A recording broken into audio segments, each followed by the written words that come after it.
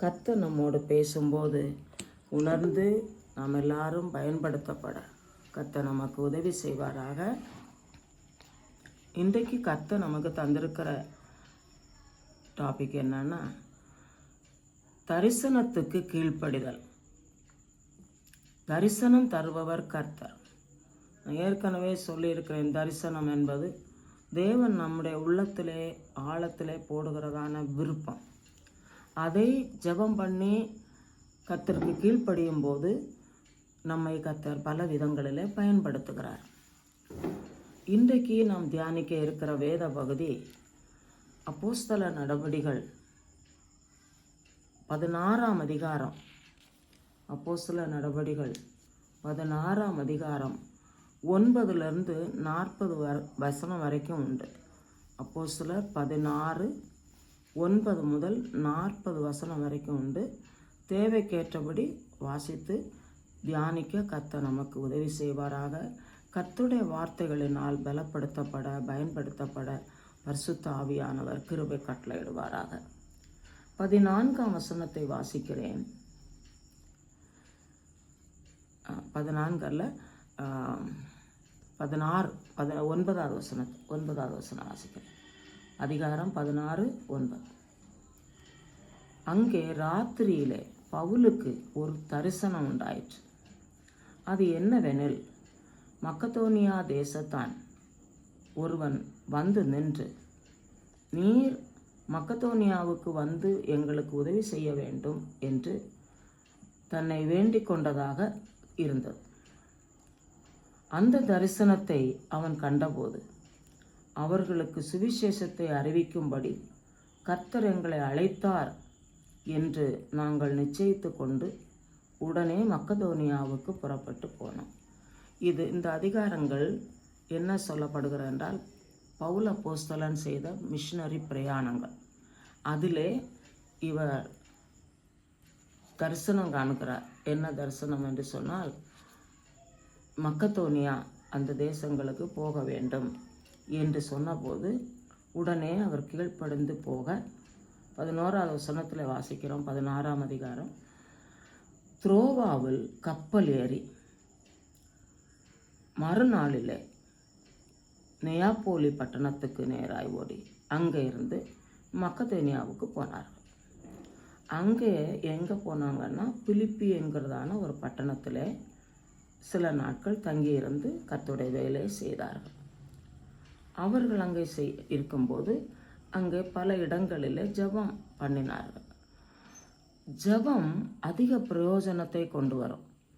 நாம் இப்போது இணைந்து ஜெபிக்கிறதான ஜெபம் எல்லாம் அதிக பிரயோஜனத்தை தருகிறது. வசனத்தை தியானிக்கிறோம், பல தேவைகளுக்காக ஜெபம் பண்ணுகிறோம், பலப்படுத்தப்படுகிறோம். ஜெபிக்கிற அனைத்து காரியங்களையும் கர்த்தர் கவனித்து பதில் தருகிறார்.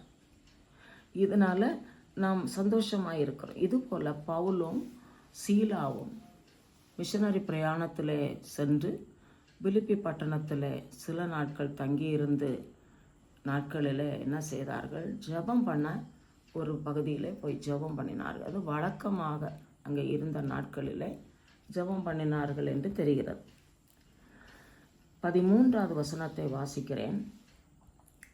ஓய்வு நாளில் தங்கள் பட்டணத்திற்கு வெளியே போய் ஆற்றின் அருகே வழக்கமாய் ஜெபம் பண்ணுகிற ஒரு இடத்தில் உட்கார்ந்து அங்கே கூடி வந்த ஸ்திரீகளுக்கு உபதேசித்தோம். அவர் எங்கே இருந்திருக்கிறார்? ஆற்றின் அருகே அவர்கள் வழக்கமாய் ஜெபம் பண்ணுகிற பழக்கம் இருந்திருக்கிறார். அதிலே குளிக்க வருகிற அல்லது ஆற்றின் அருகே ஏதாவது அவசியங்களுக்கு வருகிறவர்கள் இவர்களுடைய உபதேசத்தை கேட்டிருக்கலாம். ஆனால் இந்த வசனத்தில் என்ன சொல்லப்படுகிறது? அங்கே சில ஸ்திரீகள் கூடி வந்தார்கள், அவர்களுக்கு உபதேசித்தோம். 14வது வசனத்தை வாசிக்கிறேன். அப்பொழுது தியத்தீரா ஊராளும் இரத்தாம்பரம் இருக்கிறவளும் தேவனை வணங்குகிறவளுமாகிய லீதியாள் என்னும் பேருள்ள ஒரு ஸ்திரீ கேட்டுக்கொண்டு இருந்தாள். பவுல் சொல்லியவைகளை கவனிக்கும்படி கர்த்தர் அவள் இருதயத்தை திறந்தருளினார். தியத்தீரா ஊர், அங்கே அவளுடைய தொழில் என்னன்னா, இரத்தாம்பரம் இருக்கிறவள். இரத்தாம்பரம் என்று சொல்வது மிகவும் விலை உயர்ந்த பொருள். அதை வியாபாரம் பண்ணுகிற அப்படின்னா அவள் ஒரு பெரிய செல்வந்தமான ஸ்திரீயாக இருந்திருக்க வேண்டும். அந்த இடத்துல இவர்கள் பேசுகிறதை கேட்க கூடி வந்தபோது கர்த்தர் அவளுடைய உள்ளத்தை திறந்தருளினார். இதுபோல தான் நம்மவும் பலரிடத்துல இயேசு பற்றி அறிவிக்கிறோம். அவர்களுடைய உள்ளங்கள் கர்த்தர் திறக்க வேண்டும். ஏன்னா அவங்களுக்கு அதை பற்றிய சத்தியம் தெரியாதவர்கள். கர்த்தர் அவர்களுடைய உள்ளங்களை திறக்க வேண்டும். அந்த ஜபத்தோடு நம்ம போகும்போது கர்த்தர் அதிசயம் செய்வார். அங்கே என்ன நடந்தது? அவளும் 15வது வசனம், அவளும் அவள் வீட்டாரும் ஞான ஸ்நானம் பெற்றார். அதுக்கப்புறம் அவள் எங்களை நோக்கி, நீங்கள் என்னை கர்த்தரிடத்தில் விசுவாசம் உள்ளவள் என்று எண்ணினால் என் வீட்டிலே வந்து தங்கியிருங்கள் என்று எங்களை வருந்தி கேட்டுக்கொண்டார். இது ஒரு அருமையான ஒரு வேத பகுதி. நம்ம எல்லாம் ஆத்தும ஆதாயம் செய்ய விரும்புகிறவர்கள். எந்த இடத்திலே நமக்கு ஒரு ஜெபக்குழு நடத்த முடியுமோ, அல்லது எந்த இடத்திலே ஒருவருக்கு இயேசுவை அறிவிக்கிறோமோ, கர்த்தர் அவர்களுடைய உள்ளத்தை திறந்தருளினால் அவர்கள் நம்மை, எங்கள் வீட்டுக்கு நீங்கள் வரலாமே, எனக்கு ஒரு ஜெப உதவி தேவை என்று இந்த மாதிரி அவர்கள் கேட்டால், நாம் ஜெபம் பண்ணும்போது அங்கே அற்புதங்கள் அதிசயங்கள் நடக்கும். ஆகையினால இவர்கள் கேட்டுக்கொண்டு அந்த இடத்துல போகும்போது பாருங்க 16வது வசனம், நாங்கள் ஜெபம் பண்ணுகிற இடத்திற்கு போகையில் குறி சொல்ல ஏவுகிற ஆவியை கொண்டிருந்து, குறி சொல்லுகிறதுனால் தன் எஜமான்களுக்கு மிகுந்த ஆதாயத்தை உண்டு பண்ணின ஒரு பெண் எங்களுக்கு எதிர்பட்டாள். அவள் பவுலையும் எங்களையும் பின்தொடர்ந்து வந்து, இந்த மனுஷர் உன்னதமான தேவனுடைய ஊழியக்காரர், இரட்சிப்பின் வழியை நமக்கு அறிவிப்பார்கள் என்று சத்தமிட்டாள். சாத்தானுக்கும் தேவ பிள்ளைகளை தெரியும், அவங்க எப்படிப்பட்டவங்கன்னெல்லாம் தெரியும். சாத்தான் புகழ்ந்து பேசுவான், கவர்ச்சிக்கிறதுக்காக, வஞ்சிக்கிறதுக்காக. இங்கே பவுலையும் சீலாவையும் பார்த்து என்ன சொல்லுகிறாள்? உண்மைதான் சொல்லி இருக்கிறா, அதனால வஞ்சிக்கப்படக்கூடாது. நம்ம பற்றி யாராவது புகழ்ந்து பேசினா நமக்குள்ள எந்த வேண்டாத எண்ணம் வந்துடக்கூடாது. இவங்க என்ன சொல்லியிருக்கிறார்? இந்த மனுஷர் உன்னதமான தேவனுடைய ஊழியக்காரர், இரட்சிப்பின் வழியை நமக்கு அறிவிக்கிறவர்கள் உள்ளது தானே சொல்லியிருக்கிறது. ஆனால் இப்படி அநேக நாள் செய்து வந்திருக்கிறார்.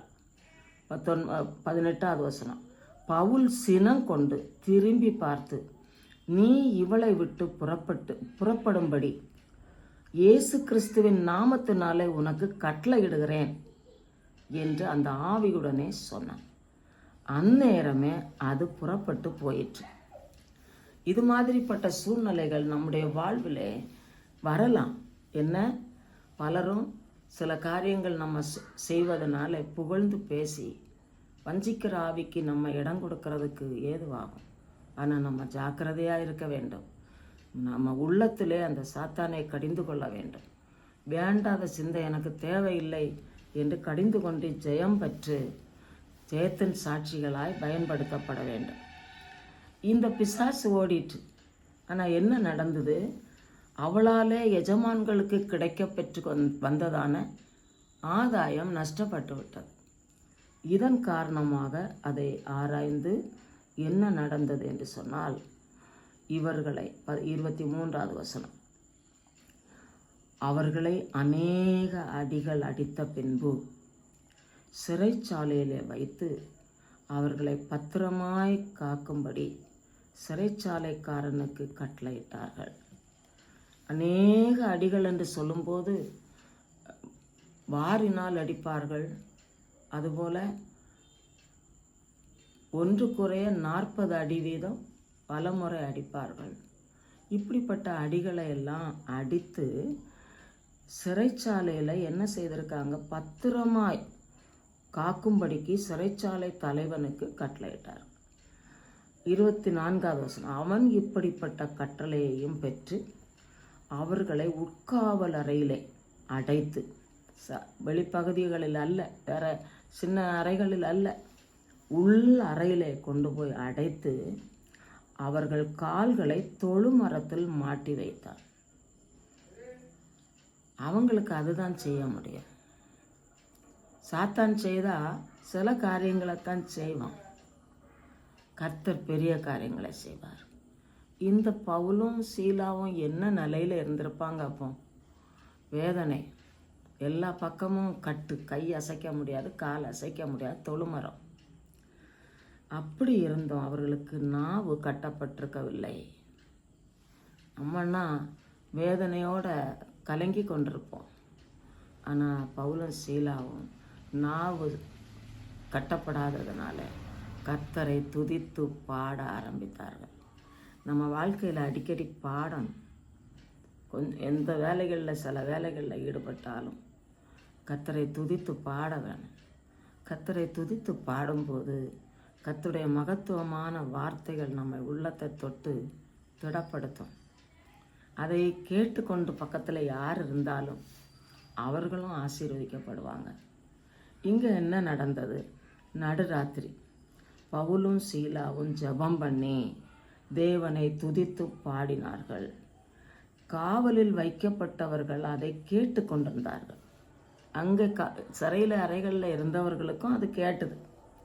ஆனால் கர்த்தரும் கேட்டார். கர்த்தர் கேட்டபோது என்ன நடந்தது? சடுதியிலே சிறைச்சாலையின் அஸ்திபாரங்கள் அசையும்படியாக பூமி மிகவும் அதிர்ந்தது. பூமி அதிர்ந்த உடனே கதவுகள் எல்லாம் திறவுண்டது. அப்போ சிறைச்சாலைக்காரன், 17வது வசனம், சிறைச்சாலைக்காரன் நித்திரை தெளிந்து சிறைச்சாலையின் கதவுகள் திறந்திருக்கிறதை கண்டு கட்டுண்டவர்கள் ஓடிப்போனார்கள் என்று எண்ணி பட்டயத்தை உருவி தன்னை கொலை செய்து கொள்ள போனான். பவுல் மிகுந்த சத்தமிட்டு, நீ உனக்கு கெடுதி ஒன்றும் செய்து கொள்ளாதே, நாங்கள் எல்லாரும் இங்கே தான் இருக்கிறோம். ஏன்னா அங்கே பவுலும் சீலாவும் மாத்திரமல்ல, அநேக கைதிகள் இருக்காங்க. கதவுகள் திறந்தாச்சு, எல்லா கைதிகளையும் ஓடி படைச்சிருவாங்க. ஆனால் பவுல் இந்த சிறைச்சாலைக்காரன் தன்னை கொலை செய்து கொள்ள பட்டயத்தை எடுக்கும்போது சொல்லுகிறார், நீ உனக்கு ஒரு கெடுதியும் செய்யாத, நாங்கள் எல்லாரும் இங்கே தான் இருக்கிறோம் என்று சத்தமிட்டு சொன்னார். அப்பொழுது அவன் தீபங்களை கொண்டு வர சொல்லி, பார்த்தீங்களா, அங்கே ஒரு லைட்டு கூட இல்லை, தீபங்களை கொண்டு வர சொல்லி உள்ளே ஓடி நடுங்கி பவுலுக்கும் சீலாவுக்கும் முன்பாக விழுந்து, இது வந்து கர்த்தர் என்ன பேசுகிறாருன்னா, தேவ பிள்ளைகளாகிய நம்மை அநேகர் ஏளனமாக பேசலாம். இவங்க ஜெபம் பண்ணி என்ன கண்டாங்க, இந்த மாதிரி ஏதாவது பேசலாம். நம்ம தளர்ந்து போகக்கூடாது. கர்த்தர் பெரியவர். அவர் உன்னதத்திலேருந்து நம்ம சத்தத்தை கேட்குறார். நம்ம இருதயத்தை அறிகிறார். நம்முடைய இருதயத்தின் யோசனைகளையும் தாகத்தையும் ஏக்கத்தையும் காண்கிறார். அதுக்கு தக்கபடி அவர் பதில் தருவார். இவர்கள் அந்த சூழ்நிலையிலே பாடின பாடல், அவர்கள் கைதட்டி பாட முடியல. ஆனால் நாங்கள் சுவரெல்லாம் கைதட்டுச்சு. எப்படி? பூமி அதிர்ச்சி, கதவெல்லாம் திறந்தது. சிறைச்சாலைக்காரன் என்ன செய்கிறான்? நடுங்கி நமக்கு முன்பாக நம்மை எதிர்க்கிறவர்கள், எதிர்பேசுகிறவர்கள் நடுங்க பண்ணுவார். பாருங்க, இந்த வசனத்தில் என்ன சொல்லியிருக்கு? அவர்கள் நடுங்கி உள்ளே ஓடி பவுலுக்கும் சீலாவுக்கும் முன்பாக விழுந்து, இவங்க தான் அடித்தவங்க.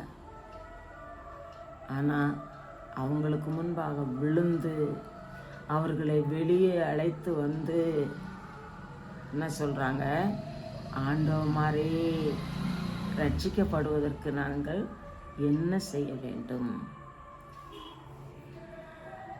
கைதிகள் எப்படி அழைக்கப்படுறாங்க? ஆண்டவமாரே. கர்த்தர் யார் யாரோடு இருக்கிறாரோ அவர்கள் இந்த மாதிரி பயன்படுத்தப்படுவார்கள்.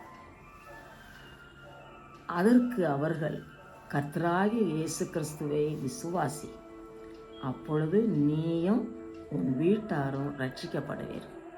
இயேசுவை விசுவாசி, இயேசுதான் கிறிஸ்து என்று அவர்கள் அறிவித்த போது அவனுக்கு அவன் வீட்டிலிருந்த யாவருக்கும் கர்த்தர் வசனத்தை போதித்தார்கள். மேலும் ராத்திரியிலே அந்நேரத்தில் தானே அவன் அவர்களை அழைத்து கொண்டு போய் அவர்களுக்கு காயங்களை கழுவினான். அவனும் அவனுடையவர்கள் அனைவரும் உடனே ஞானஸ்நானம் பெற்றார்கள். இதுதான் கர்த்தர் செய்கிற அதிசயங்கள். என்ன பண்ணினார்கள்? ஜபக்குழு ஜபம் பண்ணினார்கள். ஜபத்திற்கு பதிலாக லீதியாளுடைய குடும்பம், அதை தொடர்ந்து பிசாசு துரத்தப்பட்டது. அதனால ஒரு அதிசயம் நடக்கும்னு எதிர்பார்க்கிற நிலையில சிறை அல்லது ஒரு பிரச்சனை. ஆண்டவர் நம்மகிட்ட என்ன சொல்றாருன்னா, ஒரு பிரச்சனை தரிசனத்தை நஷ்டப்படுத்தாது. பிரச்சனை நமக்கு தோல்வியை கொண்டு வராது. நம்ம எந்த அளவுக்கு கர்த்தருக்கு கீழ்ப்படுகிறோமோ, இப்போ கர்த்தருடைய தரிசனத்துக்கு கீழ்ப்படிஞ்சதுனால தான் இந்த பிரச்சனை வருது. என்ன பிரச்சனை? சிறைச்சாலை பிரச்சனை. அதில் அவர்கள் தைரியமாக நின்று கர்த்தருக்கு துதி பாடினதுனால அந்த தரிசனம் அவர்களுக்கு நஷ்டப்படவில்லை. மாறாக அந்த சிறைச்சாலைக்காரன், அதை தொடர்ந்து குடும்பம், இவர்கள் மனம் திரும்புவதற்கு ஏதுவானது. அப்புறமாக என்ன செய்தார்கள், அதை நான் இப்போது விளக்க விரும்பவில்லை. இவர்களை அனுப்பினார்கள். இவர்களை அனுப்பும்போது வெளியே அழைத்து அனுப்பி போய் சேவகர் இந்த வார்த்தைகளை அறிவித்தார்கள். இவர்கள் ரோமராய் இருக்கிறார்கள் என்று அவர்கள் கேட்டபொழுது பயந்து வந்து அவர்களுடனே தயவாய் பேசி அவர்களை வெளியே அழைத்து கொண்டு போய் பட்டணத்தை விட்டு போகும்படி கேட்டுக்கொண்டார்கள். பார்த்தீங்களா, கெஞ்சி கேட்குறாங்க. இப்போ தயவு செய்து, ஏன்னா இவங்க பெரிய ஆட்கள், அவங்களுக்கு தெரியலை. 39வது வசனத்தில் கேட்டுக்கொண்டார்கள். 40வது வசனம், அந்தபடி அவர்கள் சிறைச்சாலையிலிருந்து புறப்பட்டு லீதியாளிடத்திற்கு போய் சகோதரரை கண்டு அவர்களுக்கு ஆறுதல் சொல்லி போய்விட்டார்கள். இப்போ ஒரே அதிகாரத்தில் எத்தனை காரியங்கள் நடக்குதுன்னு நம்ம பார்க்குறோம். என்ன? லீதியாளின் குடும்பம் மனம் திரும்பினது, பிசாசு ஓடிச்சு, சிறைச்சாலை அனுபவம் இன்னொரு அற்புதத்தை நடப்பிக்கிறது. அதன் விளைவாக இவர்கள் சிறையிலிருந்து வெளியே போகும்போது அவர்கள் எங்கே போகிறார்கள்? நேராக லீதியாளிடத்திற்கு போகிறார்கள். அன்றைக்கு லீதியாளுடைய குடும்பம்தான் ஞானஸ்நானம் எடுத்து இயேசுவை விசுவாசித்தது. ஆனால் இப்போ இத்தனை நாளுக்குள்ளால என்ன நடக்கிறது தெரியுமா? லீதியாளிடத்திற்கு இவங்க போன போது சகோதரரை கண்டு அவர்களுக்கு ஆறுதல் சொல்லி போய்விட்டார்கள். கர்த்தர் பெரியவர், அதிசயங்களை செய்கிறவர். ஜபக்குழு செய்கிறதான விலையேறப்பட்ட காரியம், சேர்ந்து ஜபிப்பதனாலே கிடைக்கிற அதிசயங்கள். இந்த லீதியாளின் குடும்பம் பிறருக்கு ஆசீர்வாதமாய் இருந்திருக்கிறது. நமக்கு வேதாகமத்தில் பிலிப்பியர் நிருபம் என்று ஒன்று இருக்கிறது. அது மிக அருமையான நிருபம். வேதாகமத்தின் எல்லா புத்தகங்களும் அருமையானது என்றாலும் அதில் மிக அருமையான கருத்துக்கள் இருக்கிறது. அந்த சபை இப்படிப்பட்ட ஒரு சூழ்நிலையிலே நிறுவப்பட்டது. அது ஒரு வீடு சபையாக ஏற்படுத்தப்பட்டு சபை மட்டுமல்ல, பெரிய ஒரு நிருபம் எழுதக்கூடிய அளவுக்கு அது வளர்ந்திருக்கிறது. நீங்கள் எல்லாரும் முடிஞ்ச அளவுக்கு உங்கள் நேரங்களை கர்த்தருக்கு செலவிடுறீங்க. விருதாவாய் போகாது என்பதை அறிந்து கொள்ளுங்கள்.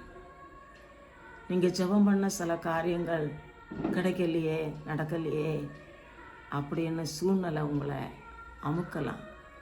இவங்களுக்கு அப்படி தான் சிறைவாசம் வந்தது. அந்த சிறைவாசம் வாழ்க்கையின் முடிவு அல்ல. பிரச்சனை ஒரு மனுஷருக்கு முடிவு அல்ல. கர்த்தரை நம்புகிறவர்களுக்கு கிருபை உண்டு. அந்த கிருபை அவர்களை நேர் பாதையிலே நடத்தி அவர்களை ஆசீர்வாதமாக்கும். இப்போ நம்ம ஜெபிக்கிறோம் என்றால் இந்த ஜெபம் யார் யார் எங்கே ஜெபம் பண்ணினாலும் அவர்கள் ஆசீர்வாதமாக விளங்குவார்கள். அவர்கள் மூலமாக இப்படிப்பட்ட நன்மைகள் உண்டாகும். நம்முடைய வாழ்க்கையில் அந்த சாட்சியை கேட்க கர்த்தர் நமக்கு கிருபை கட்டளையிடுவார். நாம் செய்கிற காரியங்கள் ஒன்றும் விருதாவாய் போவதில்லை. கர்த்தருடைய நாமத்தினாலே நாம் எதை செய்தாலும் அது நமக்கு பிரயோஜனத்தை கொண்டு வரும். கர்த்தருடைய நாமமும் மகிமைப்படும். கர்த்தருக்கு தங்களை அர்ப்பணிக்கிறவர்கள் முந்தின காலங்களிலே அவர்கள் பலி செலுத்தி இரத்தத்தோடு போக வேண்டும். பலி செலுத்துகிற ஜனங்கள் பலியை கொண்டு போக வேண்டும். பிரதான ஆசாரியன் பலி செலுத்த வேண்டும். ஆனால் இங்கே நமக்கு இந்த காலத்தில் என்ன செய்ய வேண்டும்? இயேசு நமக்கு ஒரே பலியானதுனாலே நம்முடைய பலி ஜீவ பலி. ஆவி ஆத்துமா சரீரத்தை கர்த்தருக்கென்று ஒப்பு கொடுத்து தினமும் மனம் புதிதாகிறதுனாலே மறுரூபமாகிற ஒரு நல்ல அனுபவத்தில் வரும்போது தேவ மகிமை நம்மை சூழ்ந்து கொள்ளுகிறது.